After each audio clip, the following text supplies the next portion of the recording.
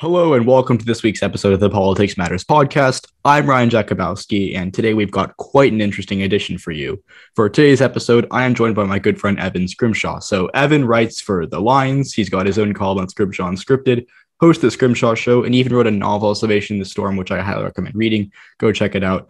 Go follow Evan on Twitter at eScrimshaw. If you want to follow me on Twitter, I'm at Ryan Jakubowski. And we're going to get right into it. So Evan, how's your day going? Doing well. How are you, man? I'm good as well. Good to hear. In today's episode, we're going to do a lot of talking about the House. We're going to get started with the Senate before we get into our big conversation with the House. And so I've got a few questions prepared that I'm going to ask Evan here, and we're going to see where that leads us. So the first of these questions is kind of just to preface our next one, which is who do you expect to get the Ohio Republican nomination in that Senate race? So I'm just gonna make clear. I've not been told these questions ahead of time because that makes for better podcasting. I'm still gonna go Josh Mandel just because Mandel. I never got a proper pronunciation guide for that. Just because it's not gonna be JD Vance, which people think is gonna happen for dumb reasons.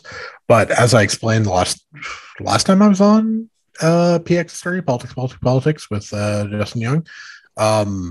Yes, that is me flexing that I get cool podcast appearances. Generally speaking, when you're trying to figure out who's going to win a primary between random dude and person who has held elected office before, the person who has held elected office before is generally speaking going to run a better campaign from the end of the road, like from where you are to the end. To primary day or general election day. And so all else being equal, I would expect Mandel to win. Alrighty. Thank you. And just do you have Gibbons or Vance coming in second then? Gibbons. I think Vance is going to get 12% and everyone's going to be everyone who bought him up to like 33 cents to predict it's going to look like an idiot. Yeah. Okay. That wouldn't surprise me. All right. And then then for that, since you think it's going to be a Mandel versus Ryan matchup, so there are three kind of reach or long shot seats for Democrats that are obviously Ohio, North Carolina with Sherry Beasley, and then Wisconsin with Mandela Barnes, no likelihood. Could you rank those three based on how likely they are to go Democrat and why? I'm going to go Mandela Barnes has the worst chance of winning just because Ron Johnson, for whatever we think of his horrible COVID politics, his COVID politics are probably pretty close to the average Wisconsinite. He's also a relatively strong self-funder, and Wisconsin is the kind of place where, especially if black turnout in Milwaukee falls apart, it can get pretty bad in midterms. And also trends in the state don't look good for Democrats at all. I'm going to go Tim Ryan next, just because I think Mandel or Gibbons are worse candidates than Johnson, and I think Tim Ryan is a substantially better candidate than Mandela Barnes. Ryan's not going to win, and I've been pretty steadfast on that for the last 15 months or whatever. But he can run a campaign to win 47.5% of the vote, or whatever. And I think Sherry Beasley, like the fact that we're going to get Sherry Beasley running in a bad environment just makes me really sad, because if she ran in a good environment, she would have won.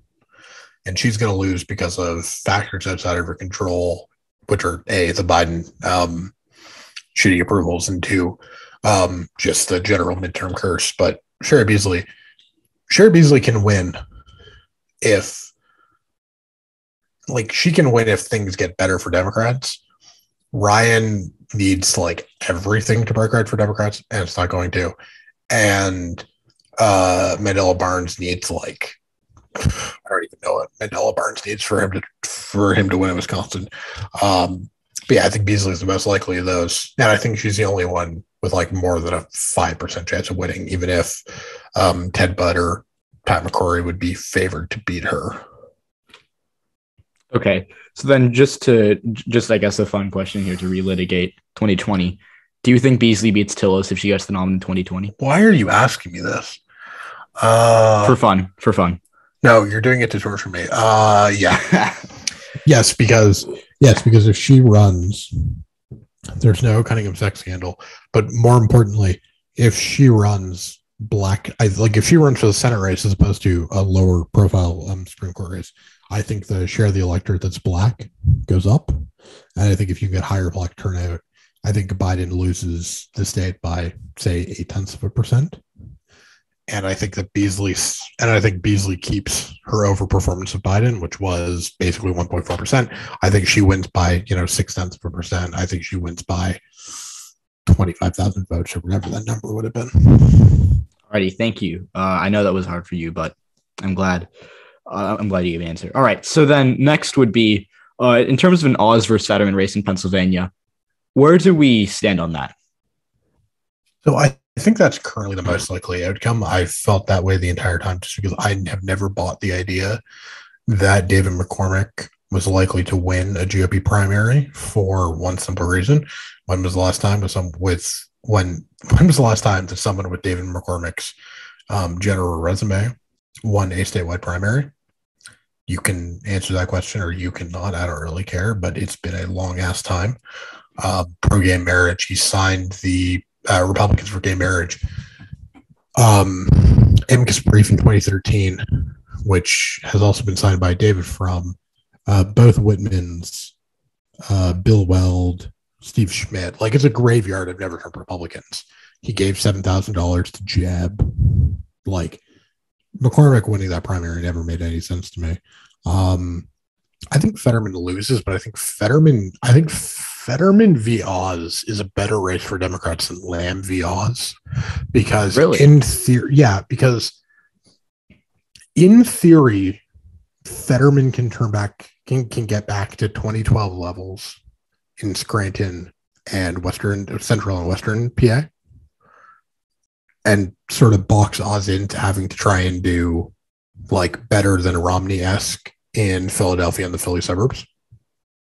I'm not saying that's going to happen, but that's if you're Democrats, you like the contrast of Fetterman better than Lamb sort of mealy-mouthed kind of sort of centrism, but also kind of not centrism.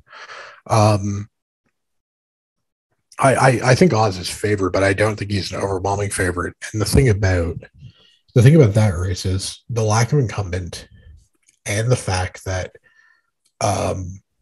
the thing I said about Mandel, right, which is that candidates who have never run for political office before tend to fade down the stretch. That could very well apply here, in that you could very well get to a place where Oz wins the nomination based on the Trump endorsement and McCormick being a really bad fit for Pennsylvania.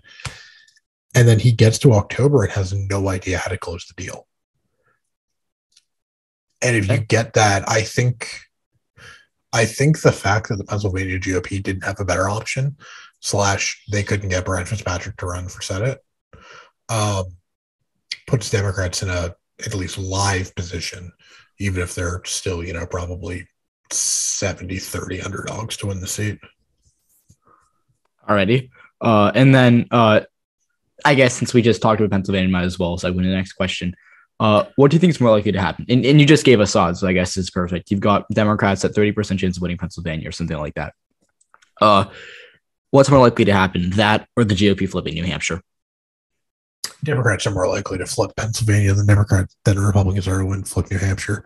The thing about New Hampshire is the New Hampshire GOP are incompetent chuckle expletives who can't run a good candidate. And the thing about the New Hampshire GOP is they have two people who can win a statewide federal election. Both of them have chosen not to run for federal office in Chris Sununu and Kelly Ayotte. Without them, Republicans have no better than a 10% chance of flipping New Hampshire. Democrats, I think, have a 70-30, 75-25% chance of flipping Pennsylvania. So Democrats are more likely to flip Pennsylvania, even if both of those are outside chances. Okay. And then totally random. It's totally subjective. Of the three ultra competitive Democratic seats, which are obviously Nevada, Arizona, and Georgia, what do you think is going to be the closest in terms of margin? And will that reflect the general narrative heading into Election Day? Ooh. I'm going to say Georgia, but I don't think Georgia is the most competitive of the three. I just think that, I think Raphael Warnock wins, but I think there's a lot of outcomes where Raphael Warnock wins by 14,000 votes, right? Whereas I think Mark Kelly and Catherine Cortez Masto have much wider bands of outcomes. And so you're less likely to key in on something in the, 0.2, 0.3, 0.4% of the vote range. But the thing is like Biden won the state by, a quarter of the vote, I think. I think it was 0.24. John Ossoff only won the state in the run-ups by 1.2%, right? And the thing that if you see something where Democrats either just barely get over the line due to black turnout or they just fall short of the line due to black turnout, Georgia is the state, I think, with probably the least swing voters and I think the least variation. I will say the thing that would scare me if I were to, be placing a bet on Georgia being the narrowest the narrowest outcome of the three is there is a chance the GOP just pull out because of Herschel Walker's history of abuse allegations. But I think even with that, I think a lot of the time you key in on that race coming down to maybe 30,000 votes or less on either side. And I just don't think they're similar.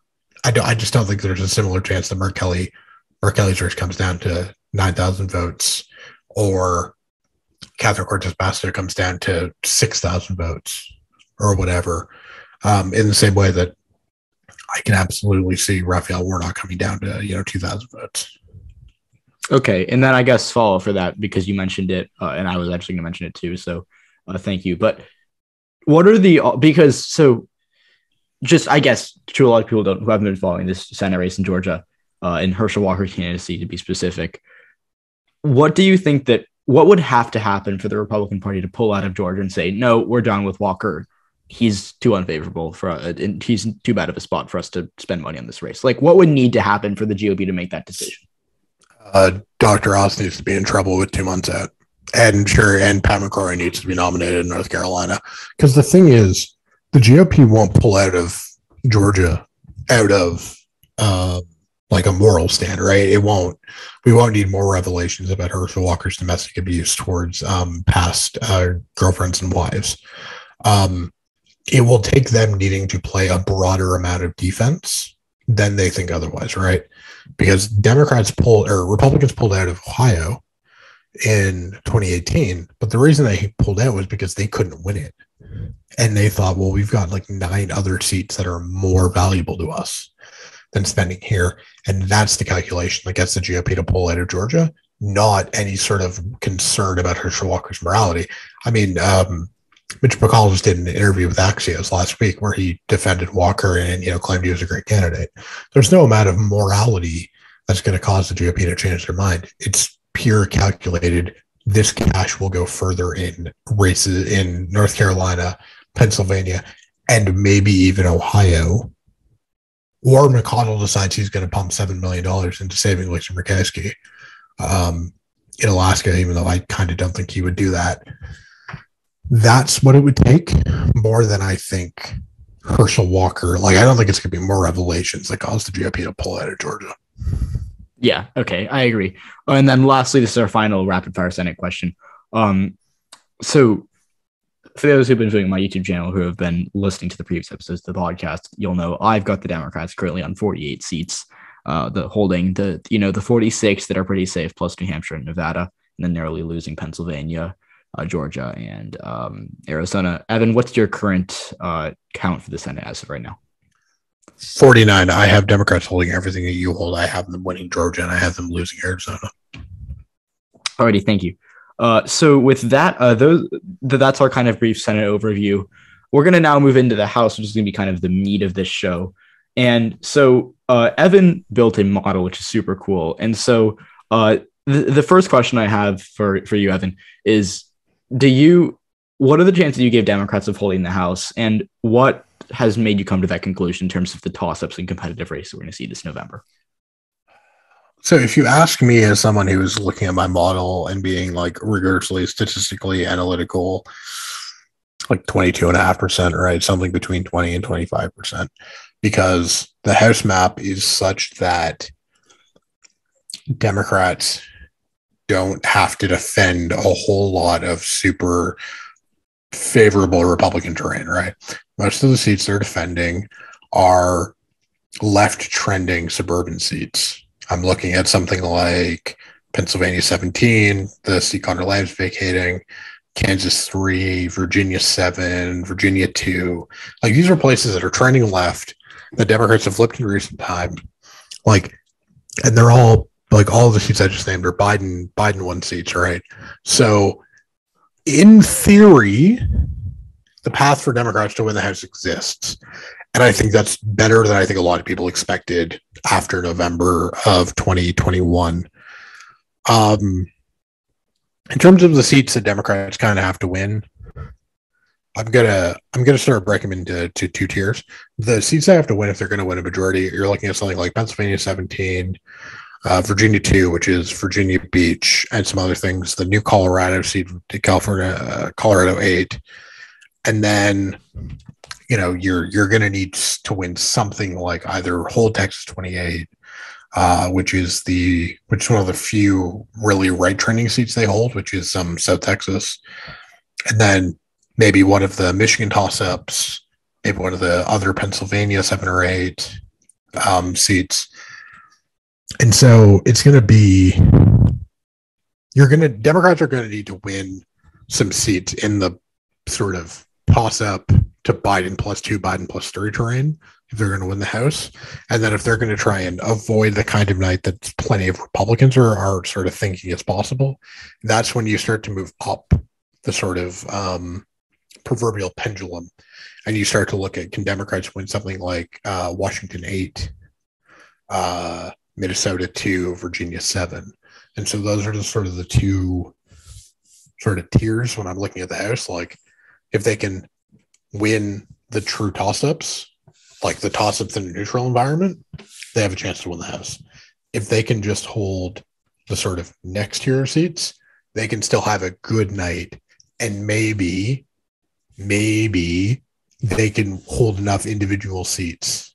They can win enough seats, seat by seat, incumbent by incumbent, to very narrowly draw a line to 218. But if they start losing the second tier of seats, then you're looking at a true red wave. Okay, and so I kind of noticed this when you were naming off those seats. So, like you said, a lot of the seats they're defending are like low single-digit Biden seats that are in suburban left-turning areas. You've got, like you said, Virginia 2nd, Kansas 3. You're also looking at a seat like, I guess, Washington 8 is another one.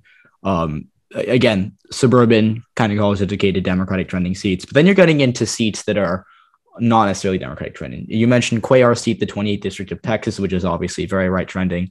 And then they also would have to, win a few and I'm looking at a map that I've made right now. Cuellar's seat's a toss-up if he gets the nomination.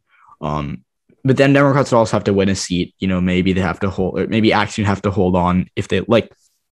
Let's just assume Democrats do okay with your Kansas 3s and Virginia 2s and Pennsylvania 17s of the world, right? Like, let's just say that they do okay, but not great. They still have a bit more ground to make up, and they still need to win a few, let's just say 3 of those right trending seats. So you've got Texas 28.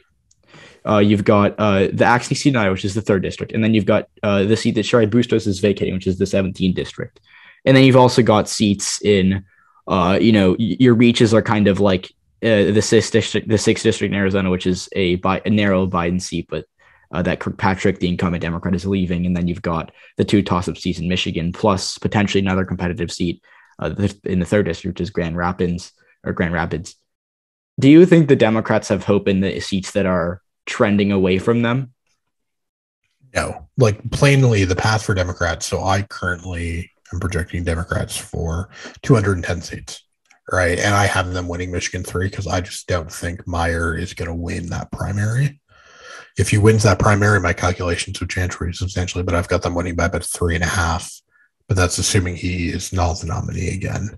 But and that's because I believe in the global realignment, and Democrats will do better in these suburban areas for a given generic ballot than they will in right trending areas. It's a basic trends model. It's the same trends model that worked well for me in Canada. And if I'm wrong, well, bite me.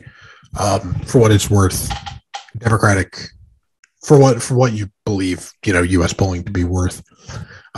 Democrats are holding up the best of any demographic group with educated whites. So you would expect the swing against them to be smallest in these sorts of educated suburban left seats compared to others. But no, the path you're looking for from here is you're looking for stuff like Ohio 1, Virginia 2, and then you need so there are between Pennsylvania, Arizona, and Michigan, there are 6 competitive, and excluding Pennsylvania 17 from this, there are 6 competitive but GOP favored House seats in those 6 states. The first 2 were commission drawn. The third was a Supreme Court drawn in Pennsylvania. And so you're looking at Michigan 7 and 8, Pennsylvania 7 and 8, and Arizona's 1 and 6. Democrats need to get like 2 of those if they want to win the House.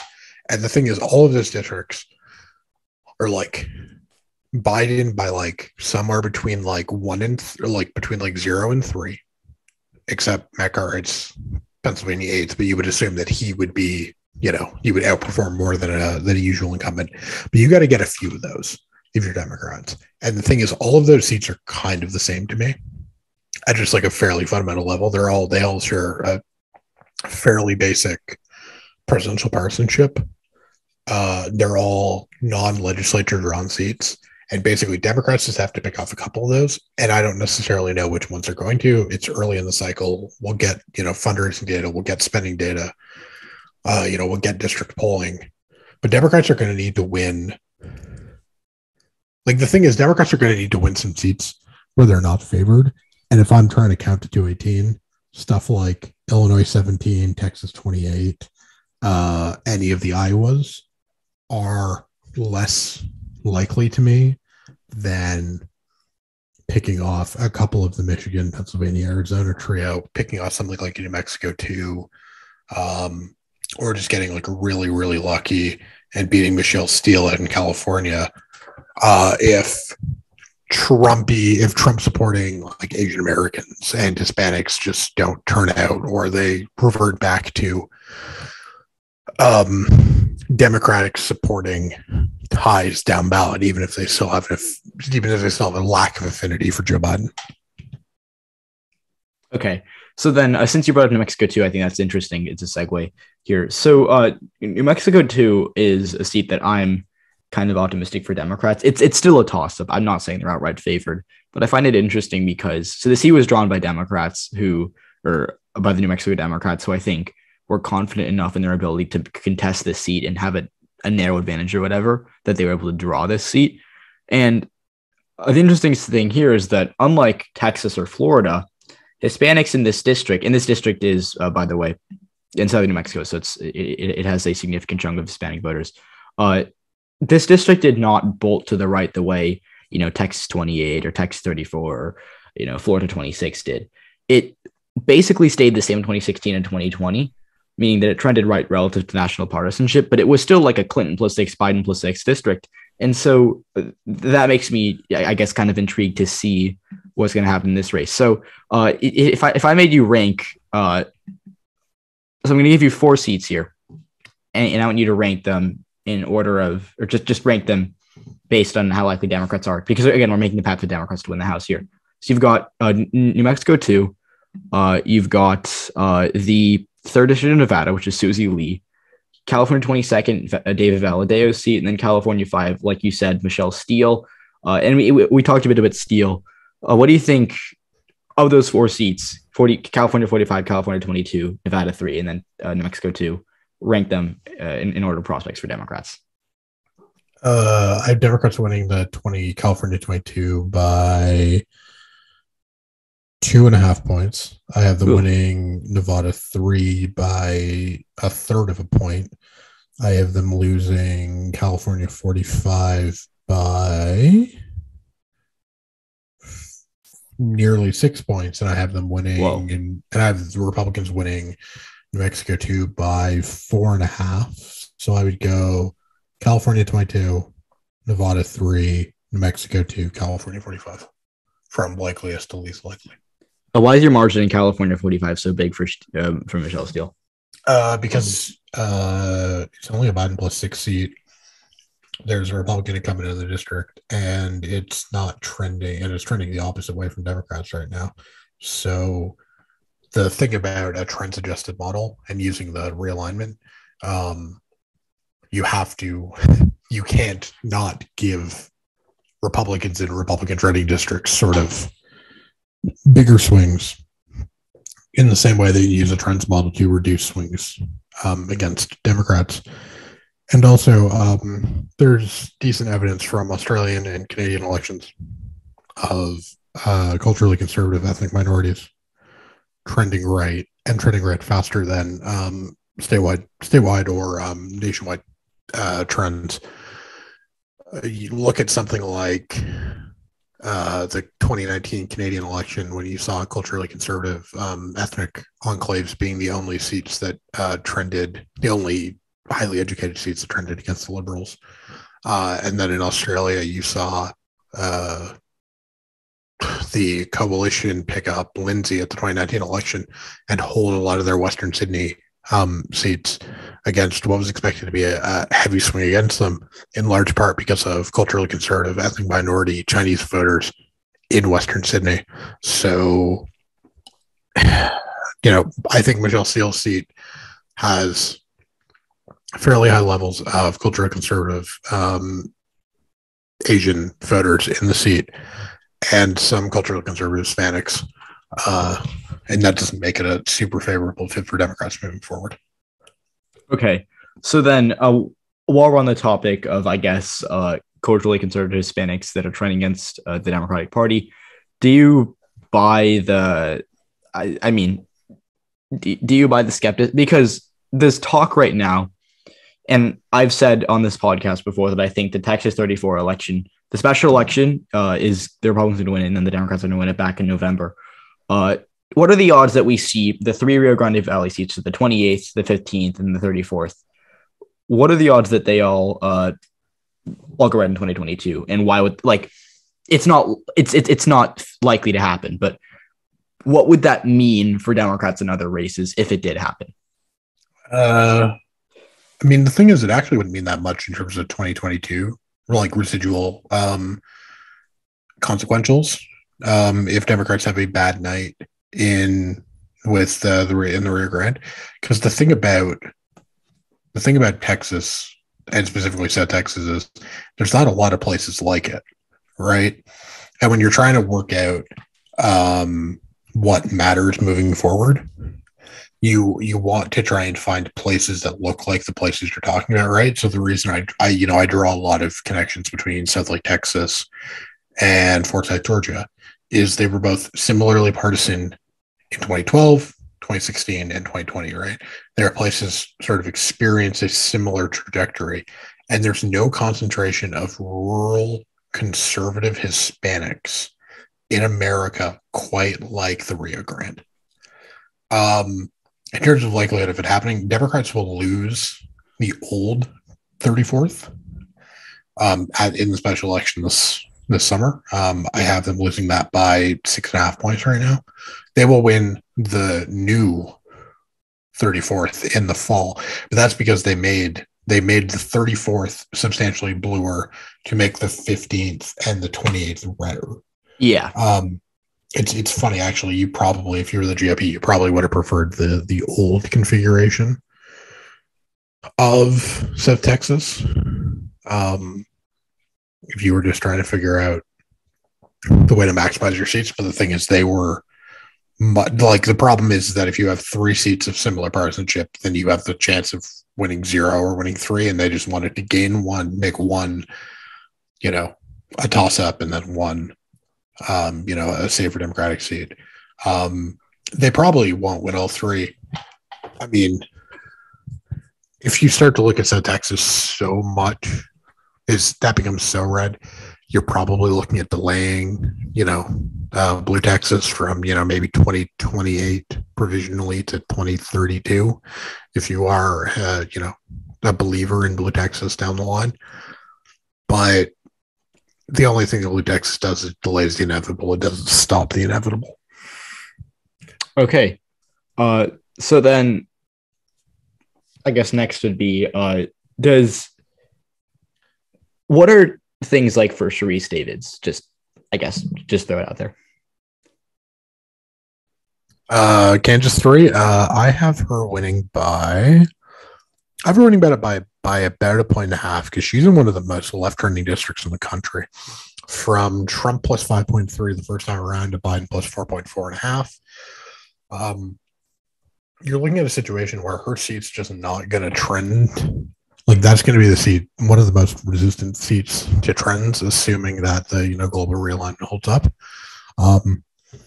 There's also some doubt about whether that seat is gonna hold up because of lawsuits currently pending, but assuming that the district holds in its current status, there are a few seats that turned over 9 points, or that shifted over 9 points from 2016 to 2020, and she's in one of them. Like, we talk about like left trending seats quite often. There's a difference between a seat that moved 5 points left from 16 to 20. She moved over 9, so you're looking at better outcomes for Democrats in that kind of area. So I think she'll probably do fine. Okay, thank you. And then for Michigan 8 and Michigan 7, which are the Dan Kildee and Elisa Slotkin seats. They're the two middle ones. Do not ask me which one's which. Yeah, I'm about to ask you, but the point is the 8th is the snaky one that goes up to Bay County, and then the 7th is the kind of box that's around Lansing. But the point being here, which of those seats are more favorable to Democrats? And if I drag your feet to the fire, because obviously they're both competitive, what are your predictions for those two seats and what's going to happen next? So Michigan 8 is Biden plus 2, and Michigan 7 is Biden plus 1. But Michigan 8 was Clinton plus 1, Biden plus 2. And Michigan 7 was Trump plus 4, Biden plus 1. So I would think Democrats have a better chance in 7 than 8, all else being equal. And I have Democrats losing the 7th by 3.7. And I have Democrats losing the 8th by 4.4. I find it interesting. I actually have the 8th district in Michigan as a toss-up in the 7th, narrowly leaning towards Republicans.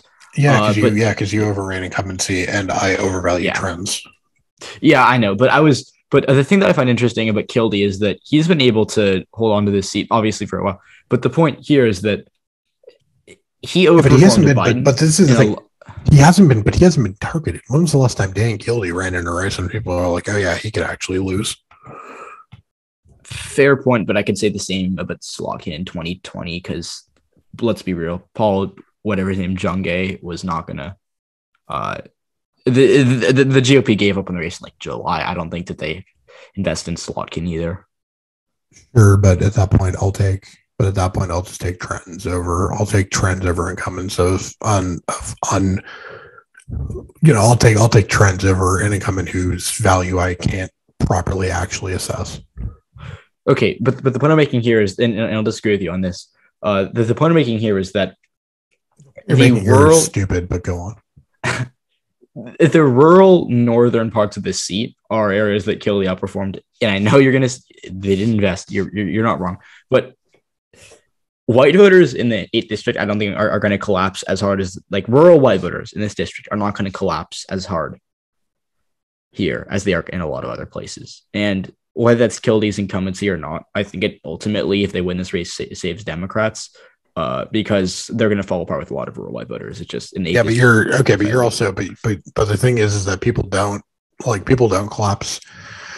Democrats don't collapse the rural whites in seats with good incumbents until they do. See Colin Peterson, right? Like, people are good performers until they're bad performers, right? And using past performance as a continuous future guide is always slightly tricky terrain because you end up still believing in incumbents, and then when the wave comes, they tend to fall just as quickly as everyone else. The walls could tumble down, but so then I guess my question then is, because you threw in a Trump seat with the seats that we were talking about earlier, and that Democrats would need to, get that path to the House. And I think it was the only Trump seat you mentioned, which was the 8th district of Pennsylvania with Cartwright. What makes you think that this race is in play for Democrats, even though it's the Trump district in Pennsylvania? I'm going to make a massive hypocrite of myself, but Matt Cartwright might be the one Democrat who has an actual chance of pulling off. I knew it. No, but that's the thing. But the thing is, like, I have Matt Cartwright losing. Let's be very clear about this. I have Matt Cartwright losing by 6 points, 5.5.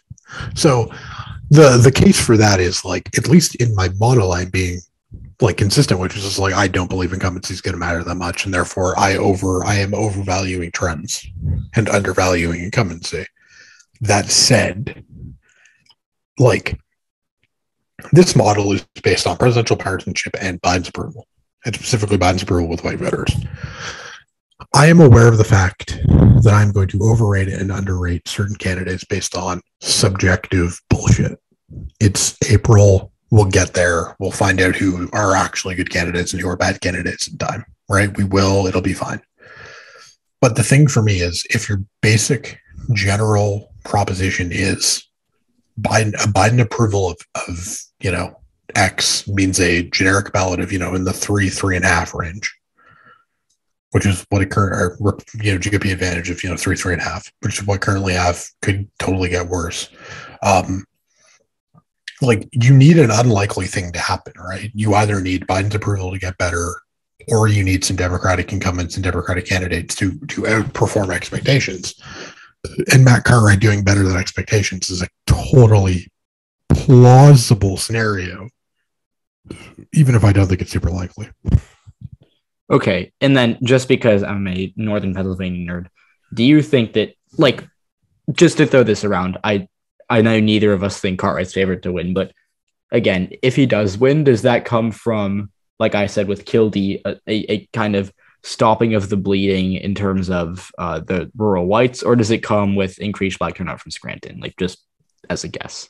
It comes from the Pennsylvania GOP running like 2 statewide candidates who are really bad for Scranton.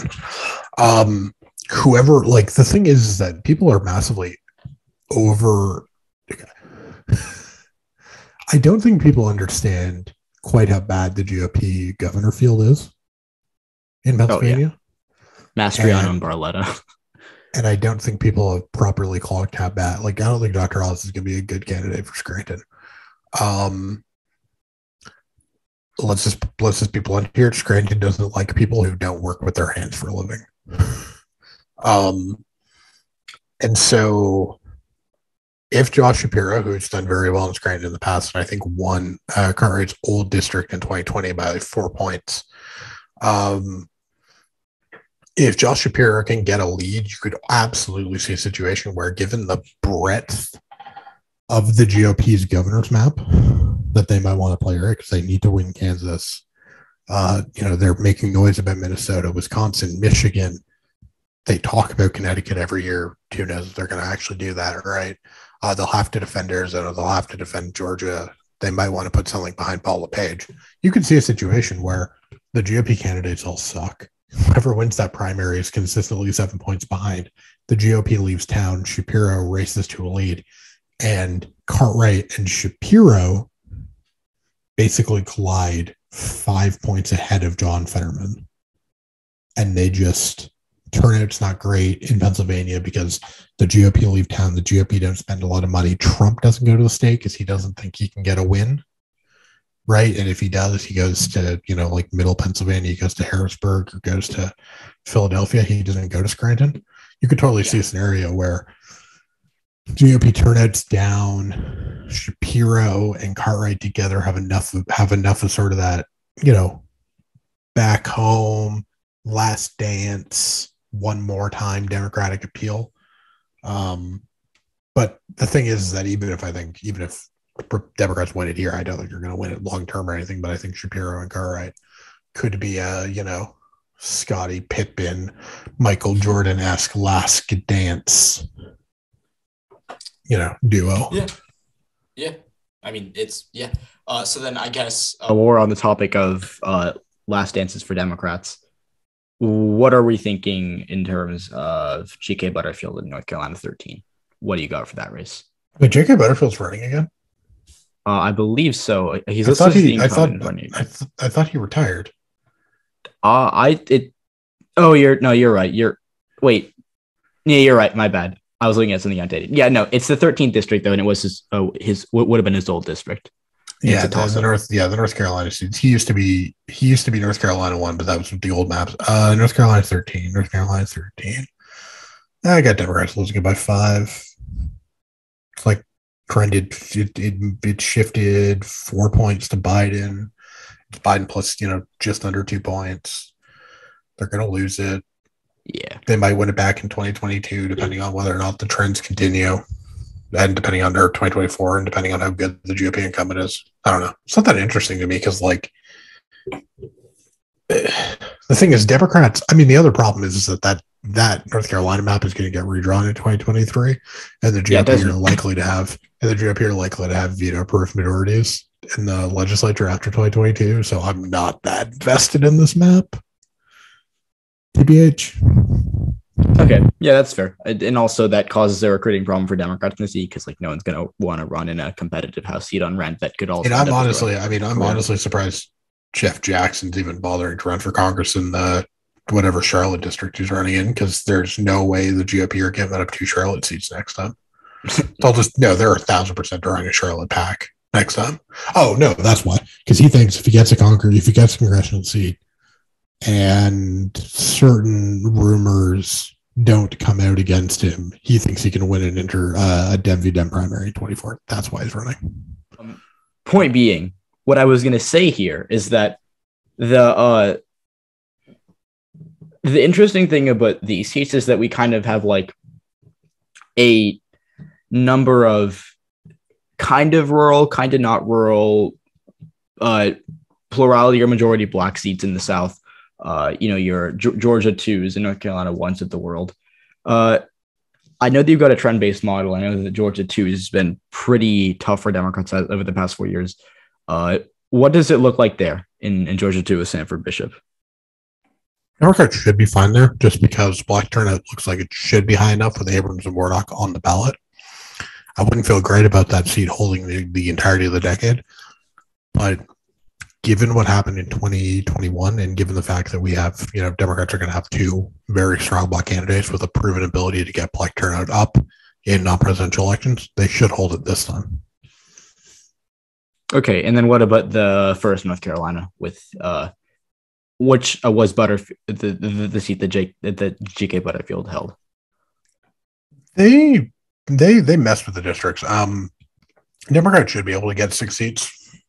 North Carolina, they'll probably lose the 13th. I'm not gonna lie, I haven't spent too much time looking at the North Carolina map, just because I know it's not going to be there. But it's what, Biden plus 7.3. Yeah, they should probably be able to win it, because the thing about these kinds of seats is there's not a lot of swing voters. It's Democrats win the Black voters, Republicans win the rural whites. And then you're just praying to God Democrats get high enough Black turnout. Sherry Beasley, I think, is why I'm not really worried about North Carolina 1, because Sherry Beasley should be able to engineer enough Black turnout to save the day. Okay. Yeah, I've got it as lean Democratic as well. I don't see the Democrats losing it as of right now. But again, it's April. Like, don't come back to this podcast in like October and be like, you guys didn't see the competitive. I will say, if you're looking for like random places Democrats are going to lose, Georgia 2, North Carolina 1, these kinds of Black seats, depending on what Florida Republicans do with Duval, if they try and pass what the House map was, which is that like Duval Black performing district.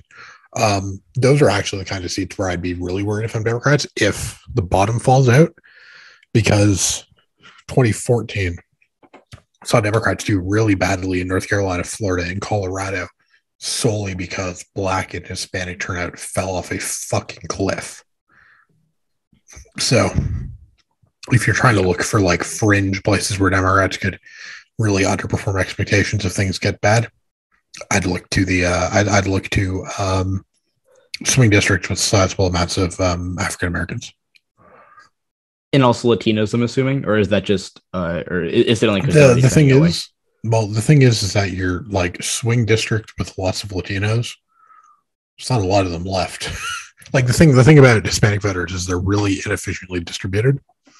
So there's no,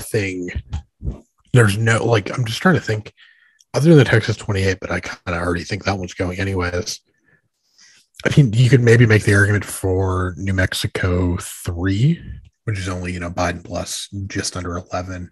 Maybe one or more of the Californias either don't flip or whatever.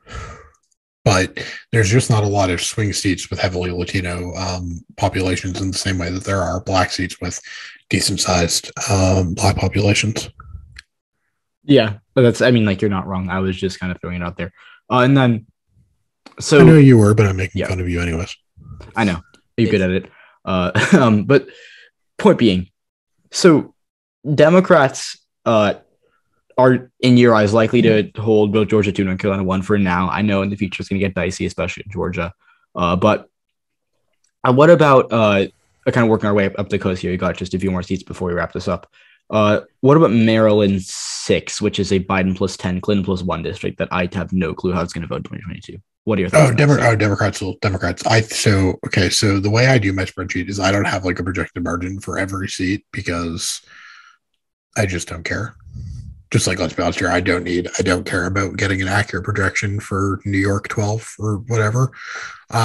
So in my spreadsheet, I currently have Maryland 6th as the most Democratic seat I bothered putting in my competitive seats matrix.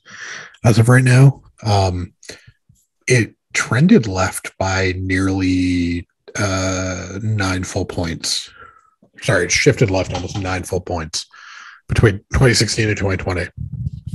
It's the exact kind of seats the Democrats, aren't going to have a difficult time winning again. There is a Democratic incumbent running again. The Maryland GOP don't have any good candidates.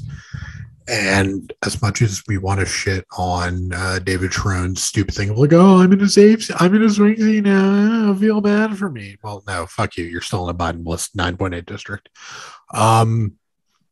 Maryland Democrats are probably going to win the governorship by 20. And the thing is just like, if Larry Hogan was on the ballot, I might say it's competitive. It's not. Yeah. Okay. So you don't have a margin for that district, correct? It's just Democrats. Democrats plus 6.8. Okay. And then I guess before we get into our final house questions, what are your thoughts on Golden's prospects for re-election? Ooh. So the thing is that he could win. Like I'm going to put his chances at north of 0, but my model has him at a 0% chance because like the math is really bad, right? He is even more than like kill your car, right? Like he just would need force of personality and good local work to save his ass. And like it's Maine, Susan Collins just won a Senate seat. It's totally possible. But him winning that seat is the kind of thing where you're never going to be able to get my math to agree with it because it's right trending. Yeah. It's not good geography. So like subjectively, he loses by 12. Who the hell knows if that's going to be accurate or not? But the thing for me is I can't go in and look at like Kansas 3 and Minnesota 8 or Minnesota 2, Washington 8 and be like, Democrats have a good chance there. And hold the idea that, oh no, Jared Gold, no, he's got a great chance in Maine. No, those two things are incongruent. And therefore, I'm not going to hold it. And Jared Gold is going to fucking lose by 10. Okay. Stupid, fake Democrat. Okay. So here's my hot take for the video. And this is probably going to come back to bite me in the back when the do not, no. If I know what your hot take is. No. I'm going to say it. I'm not saying he's favored by any means, but Jared Golden. Okay. Let's think about this. Jared Golden in 2020 was able to win on the same ballot that Donald Trump won his district by 8%. Susan Collins won her seat. She won the district by 20 something. And the trends in Pennsylvania 8, in Michigan 8, this seat, they're kind of similar, right? Because they're rural, or not rural, but they're white. are trending seats. Like, I get that. Okay, but the thing is, New England in general is weird. Like, I think we all know that, but Democrats haven't been ostracized from rural Maine the way they've been ostracized from, like, we're starting to in rural Michigan, or like we haven't corroborated a shift yet in these areas that we've been seeing in other areas for the past 6-7 years. And so, look, Jared Gold is not favored. I'm not saying that he's going to win re-election, but I'm saying that, like, I'd be really surprised if he loses by more than like 6. Just to put it out there. You're allowed to make fun of me now. Yeah, you know why? Yeah, you know why you know why Jared Golden managed to win by like 6 on the same day Trump won by 8? I know GOP didn't invest. Dale Craft because he had spent by $4.5 million. You bozo. He might do the same again. You're talking to a 413er who's telling you that you're being crazily optimistic about Democratic chances. Shut the fuck up and stop being dumb. It's one seat. I'm not optimistic about Democrats generally speaking, but I get to be in this one seat. That's the rule. But of all the places you're being stupidly optimistic about Democrats, this ain't the one. This ain't it, Chief. I'm making the podcast more entertaining, and I'm throwing around ideas here so you can make fun of me. I'm making your job easier right now. Like, look, they're probably they're not favored. The Golden would definitely not, like, 40% is generous, but like, look, he might. He's lucky to have a 12.5% chance of winning again. But it's rural Maine. Like, we don't know what we're talking about, and like, I have driven through his district before. It's a very beautiful place. Yeah, you're from Canada though, so that's like rural Maine might as well. Like, Caribou in North is kind of that's fringe Canada right there. So you're Canadian. What? I gave you my time to come on your podcast, and you're slandering my country. How dare you? How dare you, good sir?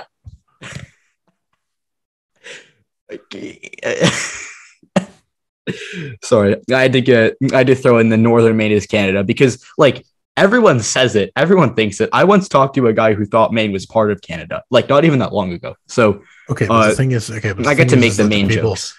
But the thing about people who think North Maine is Canada is they don't know what Canada. They don't actually understand Canada. So fuck them.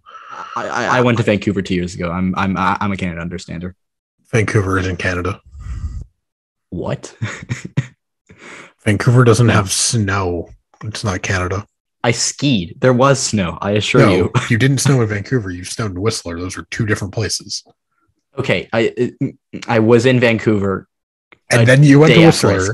Yeah, and then you went to Whistler, or you went to Whistler, then you went to Vancouver. Those are 2 very different places. You did not ski in Vancouver. Vancouver is not Canada. Shut up. Okay. Oh, we're done slandering Canada. Yes, we are. I'm hanging up the Zoom right now. Okay.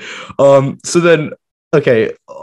We wrap this up. We got a final question, which is, I'll give you my main hot take.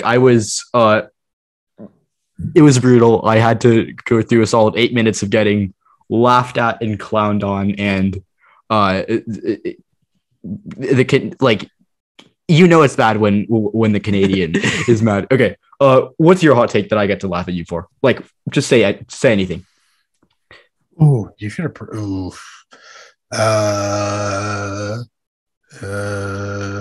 You want a hot take? Yeah. Trying to look at my map, see what's like a super hot takey take.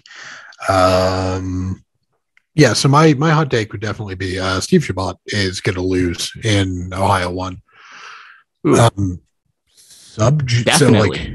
So analytically, I have him winning by like 0.2% right now. I don't believe my model here because Chabot isn't a particularly good performer. I think Cincinnati Democrats are going to be excited about actually having a district they can compete in for the first time in a while.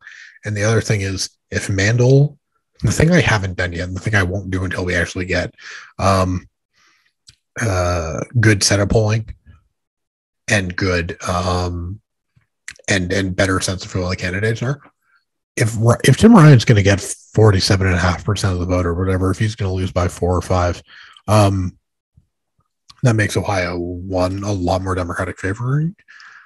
And also, I mean, if we're going to play suburban trends, it's Ohio 1. I also quite enjoy Ohio 1 because I was in Ohio 1 in 2013, which was the first time after I came out as gay that I saw a gay couple in public. So, big fan of Cincinnati. There's a great taco place by the water. It's right by the Reds. It's right by the Reds baseball stadium. It's a great taco place. Shade. It's like an outdoor patio. It's very great. Go there. All right, will do.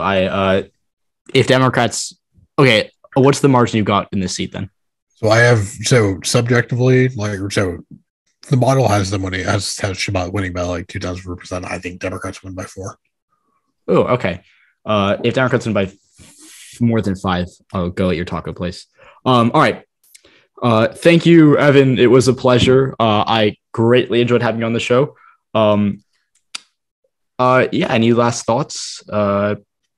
Any last jabs you want to take at me before we wrap up? Any person who thinks that Vancouver is representative of Canada does not deserve to have me on your podcast. I'm seriously reconsidering ever appearing on it again. So, just to confirm, you'd be okay with the state of Washington annexing Vancouver? I mean, no, because that would make it slightly harder for Democrats or for Canadian Liberals to win elections. Can you just take the entirety of BC, please? And Alberta and Saskatchewan and Manitoba? Okay. Thank you, Evan. It was a pleasure. You want to pump your stuff right now? Thank you. Read my general politics rating at Scrimshaw Unscripted.subject.com. Read my weekly political betting columns at TheLines.com. It's mostly U.S. over there. It's certainly more U.S. over at TheLines right now than it is at my Substack, but that's mostly because U.S. polling doesn't come out right now. Follow me on Twitter at eScrimshaw. Follow my podcast at Scrimshaw_show. Listen to my podcast on YouTube, Spotify, or wherever else you get your podcasts. It's called The Scrimshaw Show. And buy my book, Salvation of the Storm, which Ryan is a fan of, which might mean it's great and might mean it's horrible, depending on what you think of him. My taste is impeccable. Thank you for having me on the podcast, buddy. Thank you, Evan. Thanks for listening. See you all next week. Have a fantastic rest of your week, guys.